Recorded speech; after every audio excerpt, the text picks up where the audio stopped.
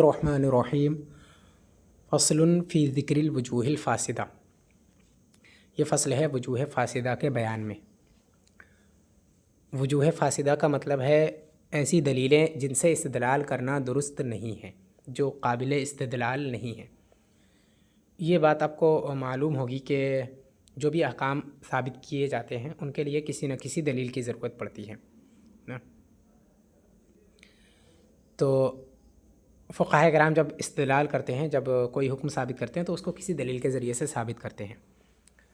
ایسے ہی کچھ فقہاء کرام نے کچھ احکام ثابت کیے ہیں، اور جن دلیلوں سے ثابت کیے ہیں وہ دلیلیں ایسی تھیں جو قابل استدلال نہیں ہیں ہمارے یہاں۔ انہی دلیلوں کو وجوہ فاسدہ کہتے ہیں، یعنی ایسی دلیلیں جو قابل استدلال نہیں ہیں ان کا اس فصل کے اندر ذکر ہوگا کہ وہ کون کون سی دلیلیں ہیں، کتنی ہیں، اور کن لوگوں نے ان سے استدلال کیا ہے، اور ان کا فساد کیا ہے، ان کے اندر فساد کیا ہے کہ یہ فاسد کیوں ہیں، ہے نا، یہ دلیلیں درست کیوں نہیں ہیں۔ کوئی کہہ رہے ہیں تو فرماتے ہیں التنصیص علی الشیء باسمہ العلم یدل علی الخصوص عند البعض۔ کسی شے پر اس کے اسم علم کے ذریعے سے نص وارد کرنا یہ خصوص پر دلالت کرتا ہے بعض لوگوں کے نزدیک، بعض فقہا کے نزدیک۔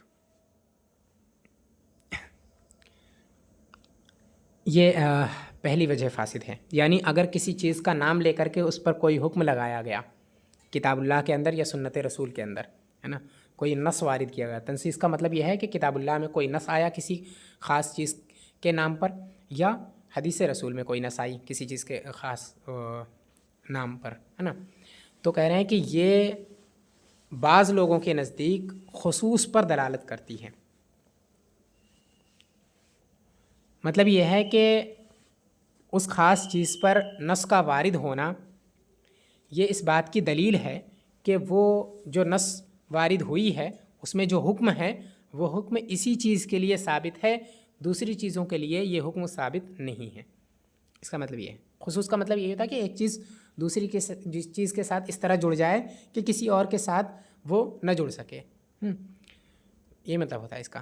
تو خصوص کا مطلب یہاں پر یہی ہے کہ جو حکم اس نص سے اس چیز کے لیے ثابت ہوا ہے وہ حکم صرف اسی چیز کے ساتھ پایا جائے، دوسری چیزوں کے ساتھ وہ حکم نہ پایا جائے۔ انہوں نے اس سے استدلال کیا اور یہی کہا ہے۔ تو یہ کہتے ہیں کسی چیز پر اس کے اسم عالم کے ذریعے سے نص وارد کرنا یہ خصوص پر دلالت کرتا ہے بعض لوگوں کے نزدیک۔ ھذا وجہ اول من الوجوہ الفاسدہ، یہ وجوہ فاسدہ میں سے پہلی وجہ ہے۔ یعنی وجوہ فاسدہ کئی ہیں، آگے بھی آئیں گے، ان میں سے پہلی وجہ فاسد یہی ہے۔ اس کی وضاحت کرتے ہوئے کہہ رہے ہیں ای الحکم علی العالم یدل علی نفیہ عن غیرہ عند البعض، یعنی علم پر حکم لگانا بعض لوگوں کے نزدیک اس کے غیر سے اس حکم کی نفی پر دلالت کرتا ہے۔ یعنی اگر کسی چیز کا نام لے کر کے اس پر کوئی حکم لگایا گیا تو اس چیز کے علاوہ جو دوسری چیزیں ہیں ان دوسری چیزوں سے اس حکم کی نفی ہو جائے گی، دوسری چیزوں پر وہ حکم نہیں پایا جائے گا۔ مثال کے طور پہ اگر کسی چیز کا نام لے کر کے اس پر جواز کا حکم لگایا گیا تو دوسری چیزیں جب ہوں گی تو اس پر اس چیز کے عدم جواز کا حکم ہوگا، ٹھیک، یہ مطلب ہے۔ مثال کے طور پہ ابھی ایک آگے مثال آنے والی ہے جلدی ہی، جیسے الماء من الماء، حدیث شریف ہے کہ پہلے پانی سے مراد جو ہے غسل ہے اور دوسرے پانی سے مراد انزال ہے۔ تو فرمایا کہ غسل جو ہے انزال سے ہے، تو اس کے اندر انزال جو ہے یہ ایک علم ہے، یعنی اسم عالم، ٹھیک، اور غسل کا واجب ہونا ایک حکم ہے، ٹھیک۔ تو گویا یہاں پر نص وارد کیا گیا ہے اور اس نص کے اندر حکم یہ ہے کہ انزال سے غسل واجب ہوتا ہے۔ انزال کا نام لے کر کے حکم یہ لگایا گیا کہ اس سے غسل واجب ہوتا ہے، ٹھیک۔ تو اب ان لوگوں کے نزدیک یہ ہوگا کہ یہ حکم اسی کے ساتھ خاص ہو جائے گا، یعنی انزال کے ساتھ ہی غسل کا واجب ہونا خاص ہوگا۔ اگر انزال نہیں ہوگا تو غسل واجب نہیں ہوگا، ٹھیک۔ مثال کے طور پہ اگر کسی نے وطی کی اور انزال ہونے سے پہلے ہی جدا ہو گیا، یہاں تک انزال ہی نہیں ہوا اسے، تو ایسی صورت میں یہ کہتے ہیں اس حدیث سے استدلال کرتے ہوئے کہ اس پر غسل واجب ہوگا ہی نہیں، کیونکہ جو علم تھا جس پر حکم لگایا گیا تھا وہ علم یہاں پر پایا ہی نہیں گیا ہے نا، یہ اس کا غیر ہے. اس کے اندر جس چیز کا ذکر تھا وہ انزال تھا، اور ایک سال میں انزال نہیں ہوا تو ایک سال جو ہے انزال کا غیر ہوا. تو اب اسی غیر سے جو حکم اس میں تھا غسل کا واجب ہونا یہ حکم تھا، اس حکم کی یہاں پر نفی ہو جائے گی، اور یہاں مطلب یہ ہوگا کہ یہاں غسل واجب نہیں ہوگا ہے نا، عدم وجوب غسل یہاں ثابت ہوگا. وہاں وجوب غسل ثابت تھا، یہاں اس کی نفی ہو جائے گی، یعنی عدم وجوب غسل ہوگا. یہاں وہی ہے کہ فرماتے ہیں کہ کسی علم پر حکم لگانا یہ غیر کے اندر اس کی نفی پر دلالت کرے گا، غیر سے اس کی نفی پر دلالت کرے گا. یعنی جو حکم اس علم پر لگ گیا ہے وہ حکم دوسری چیزوں پر نہیں لگے گا، اس حکم کی دوسری چیزوں سے نفی ہو جائے گی. ٹھیک. والمراد بالعلم ہا ہونا، اب علم یہاں پر انہوں نے کہا ہے، لیکن علم سے مراد کیا ہے؟ وہ فرماتے ہیں کہ والمراد بالعلم ہا ہونا هو اللفظ الدال علی الذات دون الصفۃ سواء کان علما او اسم جنس. علم سے یہاں پر مراد وہ لفظ ہے جو ذات پر دلالت کرے، صفت پر دلالت نہ کرے، خواہ وہ حقیقت میں علم ہو یا اسم جنس ہو. علم حقیقت میں کسے کہتے ہیں؟ علم ایسی چیز کو کہتے ہیں، ایسے لفظ کو کہتے ہیں جو کسی معین ذات پر دلالت کرے ہے نا، کسی معین شخص پر دلالت کرے. جیسے مثال کے طور پہ یہ کتاب نور الانوار، جیسے نور الانوار یہ جو ہے یہ ایک معین کتاب پر دلالت کر رہا ہے، تو یہ اس کا علم ہے اس کے لیے. ٹھیک. اور اس کے علاوہ ایک اسم جنس ہے. اسم جنس کا مطلب یہ ہے کہ وہ لفظ جو ایک جیسی بہت ساری چیزوں پر دلالت کرے، یعنی ایک جنس کی کئی ساری چیزوں پر دلالت کرے، سب پر، ایک جنس کی جتنی بھی چیزیں ہیں ان سب پر دلالت کرے ایک ہی لفظ. ٹھیک ہے. مثال کے طور پہ کتاب، تو کتاب جب میں نے کہا تو کتاب سے کتاب کا اطلاق نور الانوار پر بھی ہوتا ہے، باقی جو دوسری کتابیں ہیں شرح وقایع وغیرہ ان سب پر اس کا اطلاق ہوتا ہے، تو اس کی دلالت جو ہے ان سب پر ہوگی. لیکن جب میں نے نور الانوار کہا تو اس کی دلالت صرف اور صرف اسی پر ہوگی. ٹھیک. تو اب علم کا مطلب یہ ہوا کہ وہ ایک خاص ذات پر دلالت کرے، اور اس میں جنس کا مطلب یہ ہوا کہ ایک جنس کی تمام چیزوں پر یہ دلالت کرے. ٹھیک ہے. اور ماتن نے اوپر کہا کہ اس میں علم کے ذریعے سے حکم لگایا جائے، تو علم کا مطلب تو یہ ہوتا ہے کہ مطلب خاص چیز پر دلالت کرے. ٹھیک. لیکن یہاں پہ علم سے مراد وہ علم نہیں ہے، بلکہ فرماتے ہیں کہ علم سے مراد یہاں پر وہ لفظ ہے جو ذات پر دلالت کرے، صفت پر دلالت نہ کرے. ٹھیک. یعنی صفت وہ جو قائم بالذات نہ ہو سکے، جو اپنے وجود میں کسی دوسری چیز کی محتاج ہو، اس کو صفت کہتے ہیں. جیسے کہ کتاب کی عمدگی ہے نا، کتاب کا اچھا ہونا. ٹھیک. تو یہ ایک صفت ہے کتاب کے لیے ہے نا، کتاب نہیں ہوگی تو وہ صفت بھی نہیں ہوگی. ایسے ہی اچھا برا ہونا یہ ساری کسی نہ کسی دوسری چیز کے تحت ہی پائی جائیں گی، وہ خود سے نہیں پائی جاتی ہیں. ٹھیک. تو اسی کو صفت کہتے ہیں. ایسی جو چیزیں جیسے سفیدی ہے نا، سیاہی ہے، یہ ساری چیزیں صفت میں سے ہیں. تو کہہ رہے ہیں کہ وہ لفظ ایسا ہونا چاہیے جو ذات پر دلالت کرے، صفت پر دلالت نہ کرے، اور وہ چاہے علم ہو یا اس میں جنس ہو، یعنی دونوں میں سے کوئی بھی ہو. ایسا نہیں کہ وہ صرف ایک ذات پر دلالت کرے تبھی وہ اس پر حکم لگانا یہ دوسرے سے اس حکم کے نفی پر دلالت کرے گا، یعنی خصوص پر دلالت کرے گا ہے نا. ایسا نہیں ہے، بلکہ اس میں جنس پر حکم لگایا جائے تب بھی اس کا یہی مطلب ہوگا، اور وہاں پر بھی یہ دلیل بن سکتی ہے ان بعض لوگوں کے نزدیک کہ اگر کسی اس میں جنس پر کوئی حکم لگایا گیا، جیسے ابھی میں نے مثال جو دی تھی اس میں الماء جو ہے یہ اس میں جنس ہے، ہر طرح کے پانی پر اس کا اطلاق ہوتا ہے. ٹھیک. تو اس میں جنس ہے، اس میں وہ حکم لگایا گیا ہے، لیکن کوئی یہ نہیں کہہ سکتا کہ یہاں پہ علم نہیں ہے لہٰذا یہاں پر یہ حکم ثابت نہیں ہوگا، بلکہ علم کہنے سے ان کی مراد یہی ہے کہ وہ ذات پر دلالت کرے، خواہ وہ اس میں جنس ہو یعنی بہت ساری ذوات پر دلالت کرے ایک ساتھ، یا پھر کسی ایک معین ذات پر دلالت کرے یعنی علم ہو. دونوں برابر ہیں، دونوں ہی صورتوں میں یہ دلیل جو ہے یہ استدلال یہ بعض لوگ کرتے ہیں دونوں ہی صورتوں میں. ٹھیک. وہی کہہ رہے ہیں کہ والمراد بالعلم ہا ہونا ہوا لفظ الدال علی الذات دون الصفت. یہاں علم سے مراد وہ لفظ ہے جو ذات پر دلالت کرے، صفت پر دلالت نہ کرے، خواہ وہ علم ہو یا پھر اس میں جنس ہو. وبالبعض ہوا بعض الاشعریہ والحنابلہ. اب یہاں تک انہوں نے اس جو استدلال ہے اس کا مفہوم بیان کر دیا. اب یہاں سے بیان کرتے ہیں کہ بعض جو کہا ہے اندل بعض لوگوں کے نزدیک ہے، تو اس بعض سے کون مراد ہے؟ کہہ رہے ہیں وبالبعض ہوا بعض الاشعریہ والحنابلہ، اور بعض لوگوں سے مراد بعض اشاعرہ اور حنابلہ ہیں. ایک اعتقادیات میں جو امام شافعی علیہ رحمہ کے پیروکار ہیں وہ اعتقادیات میں اشاعرہ ہوتے ہیں عموماً، اور جو احناف ہوتے ہیں یعنی امام اعظم کی پیروی کرنے والے ہوتے ہیں وہ عموماً ماتریدیہ کہلاتے ہیں. ٹھیک ہے. تو جو اشاعرہ ہیں ان میں سے بعض نے یہ کہا ہے، اور حنابلہ نے یہ استدلال کیا ہے اور کہا ہے کہ اگر کسی خاص چیز کا نام لے کر اس پر کوئی حکم لگایا جائے یعنی کتاب اللہ یا حدیث رسول کے اندر، تو وہ حکم اسی چیز کے ساتھ خاص ہو جائے گا، دوسری چیزوں سے اس حکم کی نفی ہو جائے گی. یہ ہو گئی پوری بات. وَيُسَمَّى هَذَا مفہوم اللقب، اور اس استدلال کو یہ لوگ مفہوم لقب کہتے ہیں. مفہوم لقب اس وجہ سے کیونکہ علم یا اسم جنس کا وہ لفظ یہاں پر مذکور ہوتا ہے جو لفظ ذات پر دلالت کرتا ہے، وہ یا تو علم ہوتا ہے یا اسم جنس ہوتا ہے نا، وہ لقب کی طرح ہی ہوتا ہے. ٹھیک، اور اسی سے یہ چیز سمجھ میں آتی ہے. اور چونکہ وہ منطوق نہیں ہوتا ہے، یعنی جو استدلال یہ لوگ کرتے ہیں وہ وہاں پر لفظوں میں موجود نہیں ہوتا ہے، ٹھیک ہے، بلکہ وہ مفہوم سے یہ ثابت کرتے ہیں. ٹھیک، اور چونکہ وہ مفہوم وہ ثابت کس کے لیے کرتے ہیں؟ لقب کے لیے کرتے ہیں، ایک لقب کے لیے. وہ لقب چاہے علم ہوگا یا اسم جنس ہوگا، اسی وجہ سے اس کو مفہوم لقب کہتے ہیں. والاصل فیہ ان ما یفہم من اللفظ اما ان یفہم من صریح اللفظ وهو المنطوق اولا وهو المفہوم.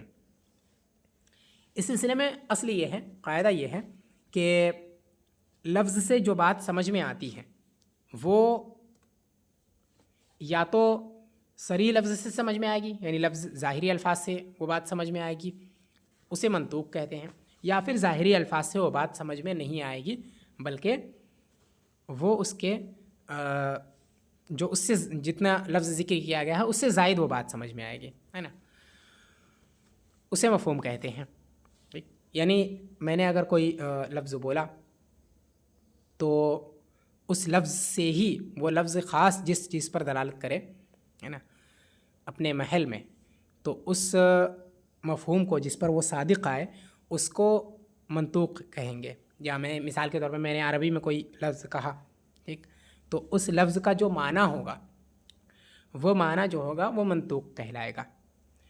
اور اس معنی سے جو دوسری باتیں سمجھ میں آئیں گی جو میں نے کہی نہیں ہیں، ہے نا، بس لیکن اس سے وہ باتیں سمجھ میں آ رہی ہیں، اسے مفہوم کہتے ہیں. مثال کے طور پہ میں نے یہ کہا کہ بعض بچے جو ہیں وہ ہیں شریف ہیں، بعض بچے شریف ہیں. ٹھیک، تو اس سے یہ سمجھنا کہ بعض بچے جو ہیں وہ ان کے اندر شرارت نہیں ہے نا، بعض بچوں کے اندر شرافت ہے، یہ سمجھنا یہ منطوق ہے. ٹھیک، اور اس سے یہ سمجھ لینا کہ جو بعض دوسرے بچے ہیں وہ شریر ہیں، یہ مفہوم ہے، یہ منطوق نہیں ہے، کیونکہ میں نے یہ کہا نہیں ہے، یہ آپ نے سمجھ لیا اور سمجھا اسی وجہ سے کیونکہ میں نے بعض کا ذکر کر کے یہ حکم لگایا کہ بعض بچے شریف ہیں، بعض شریف ہیں، تو ظاہر دوسرے بعض جو ہیں وہ شریر ہوں گے. یہ ہو سکتا ہے کوئی اس سے سمجھ سکتا ہے.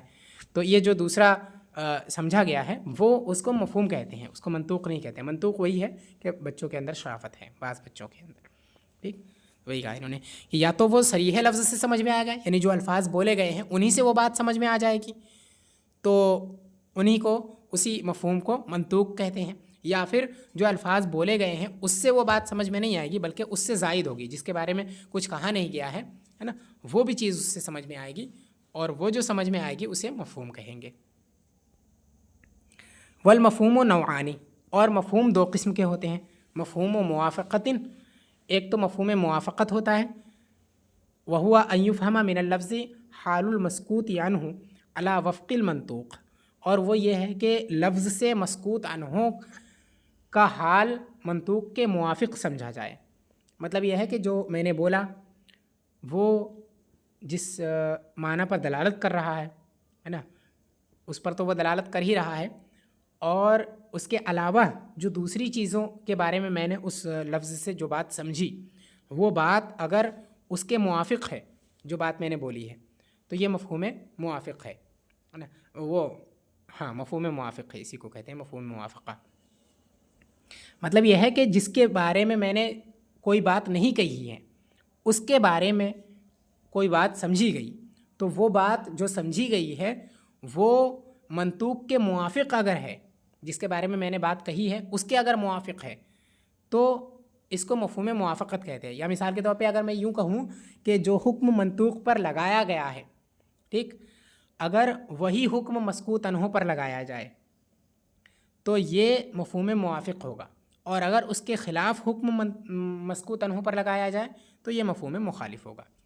اس کی مثال یوں بنے گی جیسے ابھی میں نے مثال دی تھی، اور یہ کہا تھا کہ بعض بچے جو ہیں وہ شریف ہیں، تو اس سے اگر یہ کسی نے سمجھا کہ بعض جو دوسرے ہیں وہ بھی شریف ہیں، ٹھیک ہے،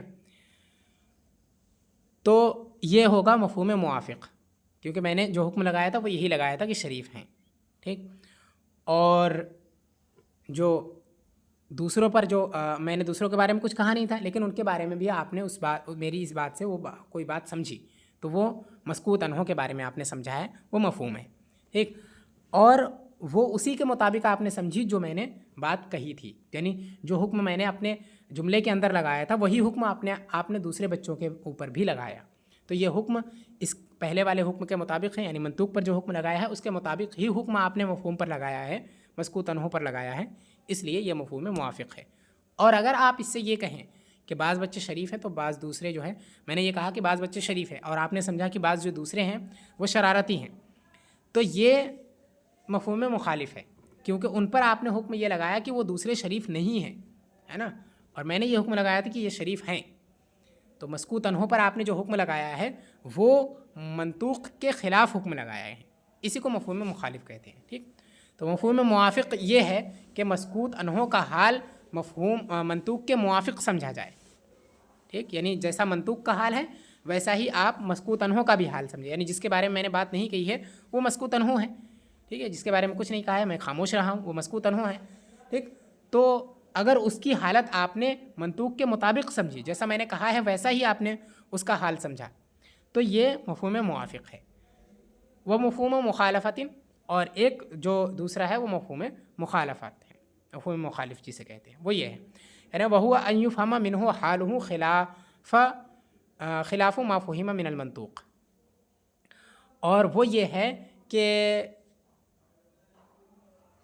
مسکوت عنہ کا حال منطوق کے خلاف سمجھا جائے، یعنی جس کے بارے میں نے کوئی بات نہیں کہی ہے نا، اس کے بارے میں بھی آپ میری بات سے کوئی حکم ثابت کریں اس پر، اور وہ حکم جو میں نے حکم لگایا ہے اس کے خلاف ہو، جیسا بھی میں نے مثال دی تھی، تو اس کو مفہوم مخالف کہیں گے.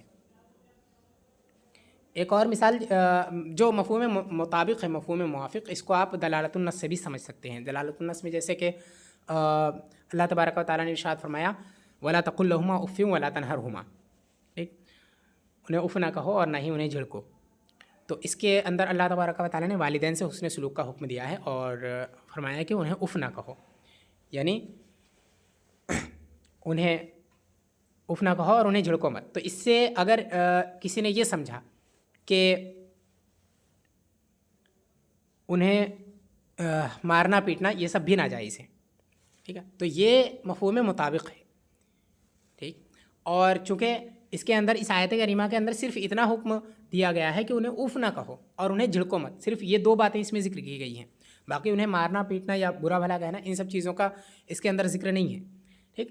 جب ان سب چیزوں کا اس کے اندر ذکر نہیں ہے تو اس سے وہ جو چیزیں سمجھی گئیں وہ مفہوم ہے، ٹھیک ہے، یعنی ان کو مارنا یہ بھی جائز نہیں ہے، یہ اس سے مفہوم ہے، اس سے سمجھا گیا ہے یہ، ٹھیک. اور چونکہ یہ اس حکم کے مطابق ہے، آیت کریمہ کے اندر بھی حکم یہی ہے کہ انہیں ان کے ساتھ ایسا نہیں کرنا چاہیے، یعنی یہ ناجائز ہے ایسا کرنا، ٹھیک ہے، یہ حکم ہے. اور جو ہم حکم لگا رہے ہیں کہ ان کو مارنا ناجائز ہے، اس کے اندر بھی حکم عدم جواز کا ہی لگا رہے ہیں. تو یہاں پر منطوق اور وہ مفہوم دونوں کا حکم ایک ہے، لہٰذا یہ مفہوم مطابق ہوا، یہ مفہوم موافق ہوا. اور جہاں پر حکم دونوں کا مختلف ہو جائے، یعنی ہم جو حکم دوسری چیزوں کے بارے میں سمجھ رہے ہیں وہ حکم جو ہے اس کے خلاف ہے جو نص کے اندر حکم لگایا گیا ہے، تو یہ مفہوم مخالف ہوگا. یہ ٹھیک. تو لفظ، کوئی بھی لفظ ہے، کوئی بھی جملہ ہے یا کوئی بھی بات ہے، اس بات کا ایک معنی ہوتا ہے، ٹھیک، اور اسی کو منطوق کہتے ہیں. یعنی براہ راست اور صراحتاً لفظ یا جملہ جس پر دلالت کر رہا ہے وہ جو چیز ہے اس کو منطوق کہتے ہیں، اور جو اس سے زائد چیزیں سمجھی جاتی ہیں، یعنی اس جملے کے اندر وہ باتیں کہی نہیں گئی ہیں لیکن وہ باتیں بھی اس کو سن کر کے سمجھ میں آتی ہیں، ٹھیک، تو وہ جو چیزیں سمجھ میں آتی ہیں ان کو مفہوم کہتے ہیں، منطوق نہیں کہتے ہیں۔ اب مفہوم کی دو قسمیں ہیں، ایک مفہوم مطابق اور ایک مفہوم مخالف۔ اگر مفہوم منطوق کے موافق ہے، یعنی منطوق کے اندر جو حکم لگایا گیا ہے وہی حکم مفہوم کے اندر بھی لگایا گیا ہے، تو اس کو مفہوم موافق کہتے ہیں۔ اور اگر مفہوم جو ہے منطوق کے مخالف ہے، یعنی مفہوم کے اندر جو حکم لگایا گیا وہ منطوق کے خلاف لگایا گیا ہے، وہ حکم نہیں ہے جو منطوق کے اندر ہے، تو یہ مفہوم مخالف ہے۔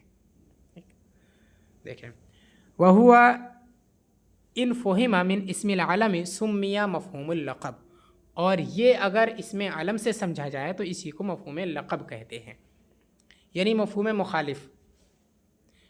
مخالف اگر اسم علم سے سمجھا جائے تو اس کو مفہوم لقب کہتے ہیں، یعنی کسی چیز کا نام ذکر کر کے اس پر جو حکم لگایا گیا، ٹھیک، تو اس پر حکم لگانے کے بعد اس سے اگر کوئی بات سمجھی اور وہ بات ایسی ہے جو اس کے خلاف ہے، جو حکم لگایا ہے اس کے خلاف وہ بات ہے، تو یہی بات مفہوم لقب ہے، اسی کو مفہوم لقب کہتے ہیں کہ دوسری چیزوں کے حق میں وہ چیز ثابت نہیں ہوگی۔ وَإِن فُهِمَ مِنَ الشَّرْطِ أَوِ الْوَصْفِ سُمِّيَ مَفْهُومُ الشَّرْطِ أَوِ الْوَصْفِ عَلَى مَا سَيَأْتِي، اور اگر شرط سے یا وصف سے سمجھی گئی ہے، یعنی یہ بات، یہ مفہوم مخالف اگر شرط سے یا وصف سے نکالا گیا تو اس کو مفہوم شرط یا مفہوم وصف کہتے ہیں، جیسا کہ ان قریب آئے گا۔ یعنی جس طرح سے کسی چیز کا نام ذکر کر کے اس پر جو حکم لگایا جاتا ہے تو اس سے جس طرح سے مفہوم مخالف ثابت کیا جاتا ہے اور یہ کہا جاتا ہے کہ اس سے دوسری چیزوں سے اس حکم کی نفی ہو جائے گی، ہے نا، یہ دوسری چیزوں سے اس حکم کی نفی پر دلالت کرتا ہے، ویسے ہی بعض لوگوں نے اس سے بھی استدلال کیا ہے کہ اگر کسی شرط کو ذکر کر کے کوئی حکم لگایا گیا ہے تو اس شرط کے منتفی ہونے کے وقت بھی اس حکم کا انتفاع ہو جائے گا، یعنی شرط جب نہیں پائی جائے گی تو وہ حکم منتفی ہو جائے گا، وہ حکم ختم ہو جائے گا، ہے نا، اس حکم کی نفی ہو جائے گی، ٹھیک، تو اس کو مفہوم شرط کہتے ہیں۔ اور بعض لوگوں نے یہ بھی استدلال کیا ہے کہ اگر کسی وصف کو ذکر کر کے حکم لگایا جائے تو جب وہ وصف نہیں پایا جائے گا تو اس حکم کی نفی ہو جائے گی، ٹھیک، یہ ہے، اور اس کو مفہوم وصف کہتے ہیں۔ انہم اشترطوا اللہ تظہر اولویت المسکوت عنہ او مساواتہ للمنطوق، لیکن ان لوگوں نے شرط لگائی ہے کہ منطوق سے مسکوت عنہ کی اولویت یا مساوات ظاہر نہ ہو۔ مطلب یہ ہے کہ یہ حکم جو انہوں نے یہ دلیل بنائی ہے، یہ دلیل مطلق نہیں ہے، یعنی مطلقاً استدلال نہیں کر سکتے اس طرح سے، بلکہ اس کی کچھ شرطیں ہیں۔ پہلی شرط تو یہ ہے کہ جہاں پر کسی چیز پر حکم لگایا گیا ہو اس کا نام لے کر کے وہاں پر جس چیز کا نام لیا گیا ہے، ٹھیک ہے، اور جو دوسری چیزیں ہیں وہ ان کے اندر نہ تو برابری ہو اور نہ ہی جو دوسری چیزیں ہیں اور جس چیز کا نام لیا گیا ہے یہ دونوں نہ تو جو دوسری چیز ہے وہ اس سے اولا بھی نہ ہو، یعنی مسکوت عنہ جس کے بارے میں کوئی حکم نہیں لگایا گیا ہے وہ جس کے بارے میں حکم لگایا گیا ہے اس سے اولا نہ ہو، ٹھیک، اور نہ ہی وہ اس کے برابر ہو۔ مثال کے طور پہ ابھی میں نے جو آیت کریمہ پیش کی تھی وَلَا تَقُل لَهُمَا أُفٍّ وَلَا تَنْهَرْهُمَا، ٹھیک، اس کے اندر اللہ تبارک و تعالیٰ نے ارشاد فرمایا کہ انہیں جھڑکو، انہیں اف نہ کہو اور نہ ہی انہیں جھڑکو، تو اس کے اندر ان چیزوں سے منع کیا گیا ہے، جھڑکنے سے اور اف کہنے سے، اور مارنا یہ اس سے اولا ہے، یعنی جھڑکنے اور اف کہنے سے بڑی بات ہے مارنا، ٹھیک ہے، تو یہاں پر اولویت ثابت ہے مسکوت عنہ کے لیے۔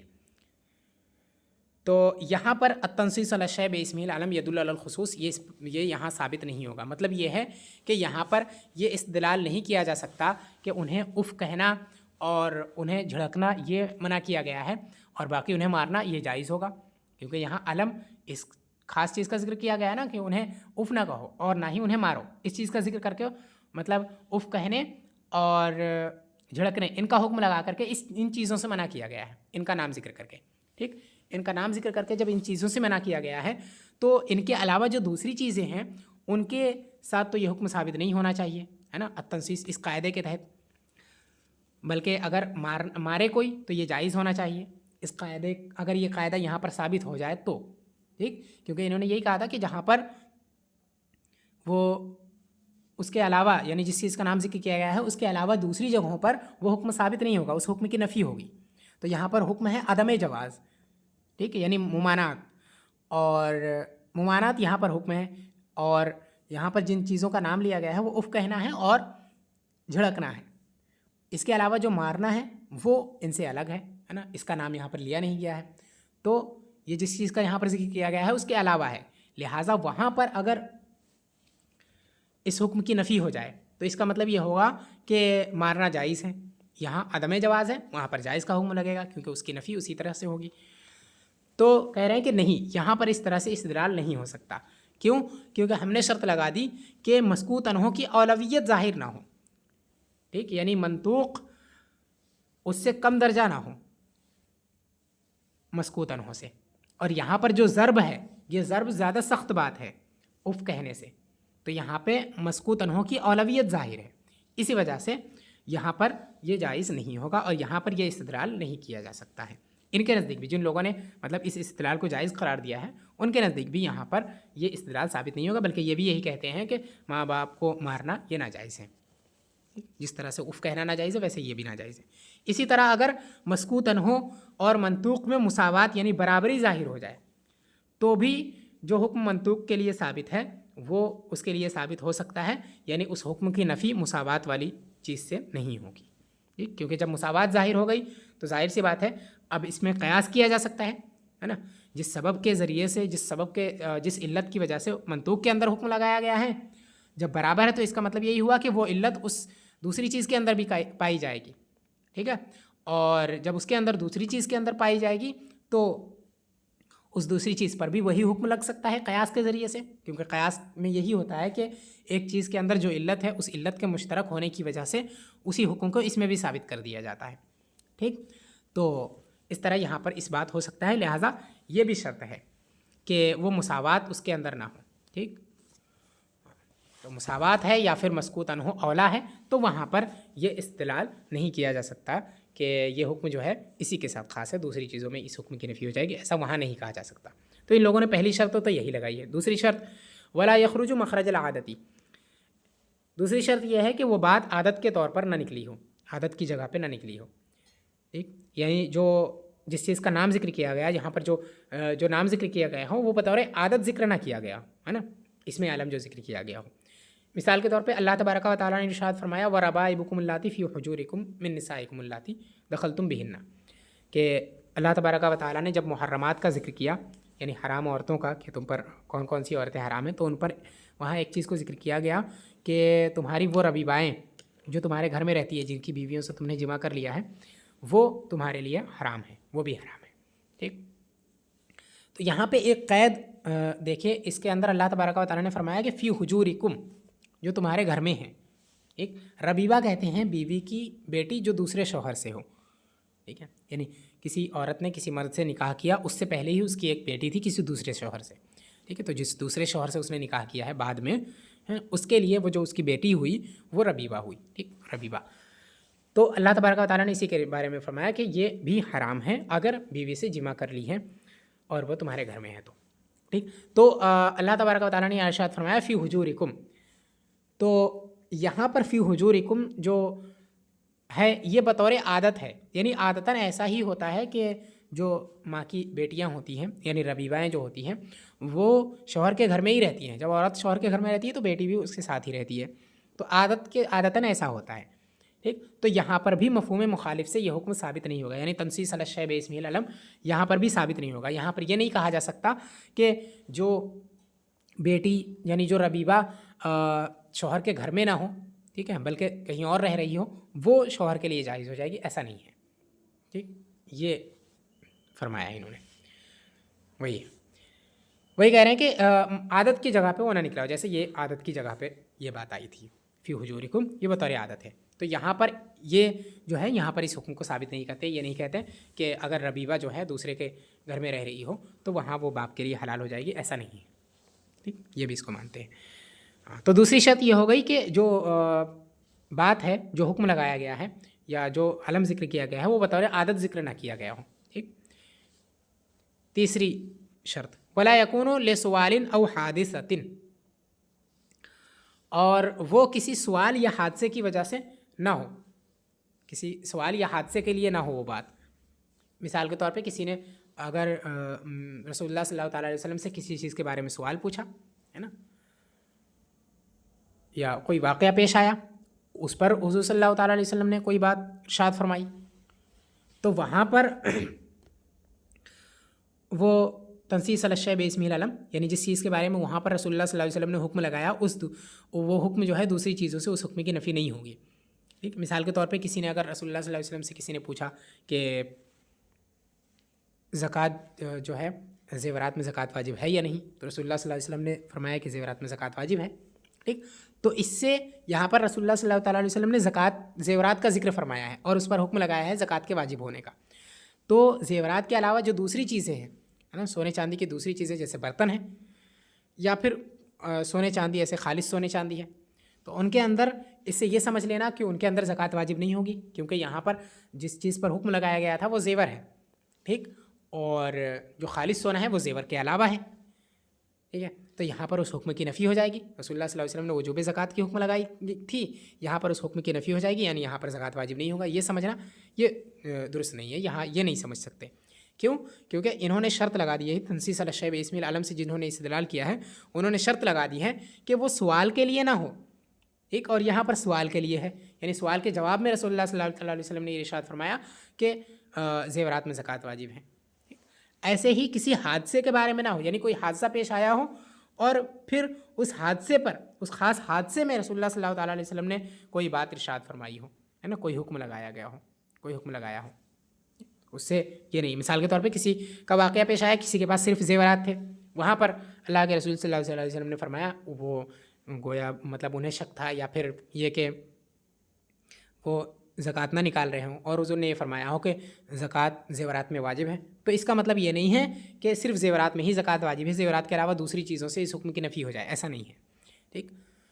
تو یہ تیسری شرط تھی کہ وہ سوال کے لیے نہ ہو اور نہ ہی سوال کے جواب میں نہ ہو اور نہ ہی کسی حادثے کے موقع پر وہ ارشاد فرمایا ہو رسول اللہ صلی اللہ علیہ وسلم نے. ٹھیک. یہ ہو گئی. ولا لکشف او مدح او ذم، اور وہ کشف کے لیے یا مدح کے لیے یا ذم کے لیے نہ ہو، یعنی وضاحت کے لیے نہ ہو، کسی چیز کو واضح کرنے کے لیے وہ بات نہ کہی گئی ہو، اور نہ ہی وہ کسی چیز کی تعریف کے لیے، نہ ہی کسی کی برائی کے لیے کہی گئی ہو. ٹھیک.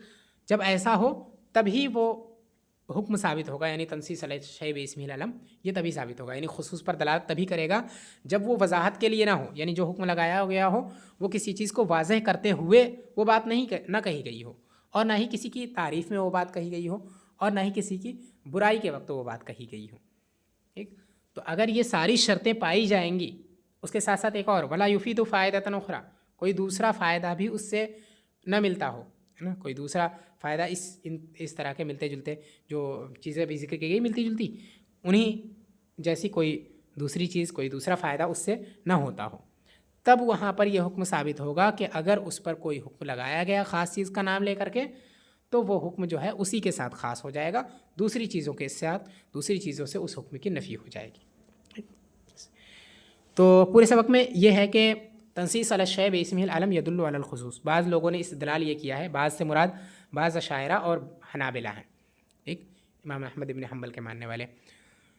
تو ان لوگوں نے یہ کہا ہے کہ اگر کسی چیز خاص چیز کا نام لے کر کے کوئی حکم لگایا گیا تو دوسری چیزوں سے اس حکم کی نفی ہو جائے گی، یعنی دوسری چیزوں کا اگر ذکر کیا جائے گا تو ان کے ساتھ وہ حکم جو ہے ثابت نہیں ہوگا، اس حکم کی نفی ہو جائے گی. اگر کسی خاص چیز کا نام لے کر کے اس پر مثال کے طور پہ وجوب کا حکم لگایا گیا تو وہ وجوب کا حکم اسی چیز کے ساتھ خاص ہوگا، دوسری چیزوں میں اس حکم کی نفی ہو جائے گی، یعنی عدم وجوب وہاں پر ہوگا. ٹھیک. یہ بعض لوگوں نے کہا ہے.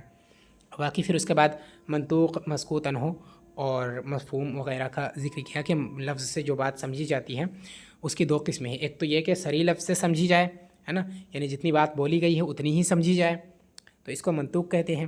اور جتنی بات بولی گئی ہے اس سے زیادہ سمجھی جائے اس کو مفہوم کہتے ہیں. جو زائد بات سمجھی گئی اس کی دو قسمیں ہیں. ایک تو مفہوم موافق، یعنی جو بات کہی گئی ہے اسی کے مطابق سمجھی جائے، جو حکم لگایا گیا ہے جملے کے اندر ویسا ہی حکم سمجھا جائے، ہے نا، تو اس کو مفہوم مطابق، مفہوم موافق کہتے ہیں. اور اگر وہ مفہوم جو ہے منطوق کے مخالف ہو، یعنی جو بات کہی گئی اس کے خلاف اس میں سمجھا جائے، تو یہ مفہوم مخالف ہے. مفہوم مخالف کو ہی یہاں پر بطور دلیل پیش کیا جاتا ہے. نہیں، مفہوم مخالف سے ہی یہ باتیں ثابت ہوتی ہیں، یعنی تنصیص علی الشیء باسمہ العلم والی، اسی کو یہ لوگ مفہوم لقب کہتے ہیں. ٹھیک ہے، یہ ہے. اور مفہوم لقب جو ہے یہ مطلقاً نہیں ہے، یعنی تنصیص علی الشیء باسمہ العلم یہ جو پورا قاعدہ ہے یہ مطلق نہیں ہے، بلکہ اس کے اندر کچھ شرطیں ہیں. پہلی شرط یہ ہے کہ جس چیز کے بارے میں بات کہی گئی ہے اور جس سے خاموش رہا گیا ہے، ان دونوں کے درمیان برابری ظاہر نہ ہو، اور نہ ہی مسکوت عنہوں کی اولویت، یعنی اس کی بلندی ظاہر ہو، اس سے بڑھوتری یہ ظاہر ہو، ایسا نہ ہو. اور دوسری شرط یہ ہے کہ وہ بات بطور عادت نہ کہی گئی ہو، یعنی یا پھر وہ نام جو لیا گیا ہے وہ بطور عادت نہ لیا گیا ہو. ٹھیک. اور تیسری چیز یہ کہ وہ کسی سوال کے جواب میں نہ ہو، اور نہ ہی کسی حادثے کے موقع پر وہ بات کہی گئی ہو. ٹھیک، وہ نص کسی حادثے کے موقع پر پیش آئی ہو، ایسا بھی نہ ہو. ٹھیک. اور نہ ہی وہ کسی بات کی وضاحت کے لیے، اور نہ ہی کسی کی تعریف کے لیے، نہ ہی کسی کی برائی کے لیے کہی گئی ہو، اور نہ اس کے علاوہ کوئی دوسرا فائدہ دیتا ہو. تو کوئی دوسرا فائدہ دیتی ہو وہ بات، تو ایسی صورت میں وہاں پر تنصیص علی الشیء باسمہ العلم والا قاعدہ ثابت ہوگا کہ وہاں پر جس چیز کا نام لیا گیا ہے اس کے لیے وہ حکم ثابت ہوگا، اور دوسری چیزوں سے اس حکم کی نفی ہو جائے گی.